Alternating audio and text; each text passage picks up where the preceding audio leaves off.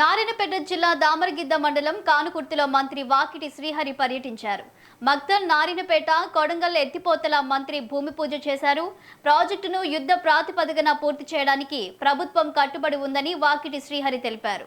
పాలమూరు రంగారెడ్డి ఎత్తిపోతల పథకాన్ని పూర్తి చేస్తామని హామీ ఇచ్చిన గత ప్రభుత్వం ఆచరణలో విఫలమైందని ఆయన విమర్శించారు.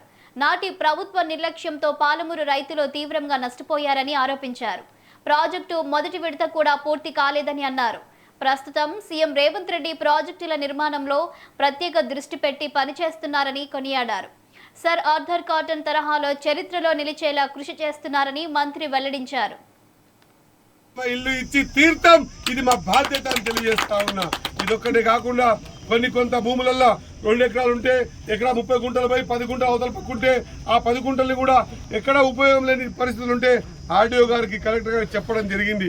ఆ 10 గుంటలు కూడా వాడుకొని మొత్తం పూర్తి స్థాయిలో ఆయనకు ఇబ్బంది కలగకుండా ఇంకొక భూమి కొనుక్కునేటువంటి పరిస్థితులను తీసుకొచ్చే విధంగా మేము తీసుకుంటామని తెలియజేసుకుంటూ మీరందరూ కూడా ఇంత పెద్ద మనసుతో పెద్ద ఎత్తున ఈ కార్యక్రమాన్ని జయప్రదం చేసేందుకు మీ అందరికీ కూడా హృదయపూర్వక ధన్యవాదాలు తెలియజేసుకుంటూ మా తరఫున వర్ణికమ్మ తరఫున మన ముఖ్యమంత్రి రేవంత్ రెడ్డి గారి తరఫున శివకుమార్ రెడ్డి గారి తరఫున అండ్ ఈ ప్రాంతంలో ఈ కావాలని ప్రయత్నం చేసిన ప్రతి పార్టీ, ప్రతి పక్షం, ప్రతి సంఘం, ప్రతి కమ్యూనిస్ట్ అందరికి కూడా అందరి తరఫున రైతులకు మా హృదయపూర్వక ధన్యవాదాలు తెలియజేసుకుంటూ ముగిస్తా ఉన్నా.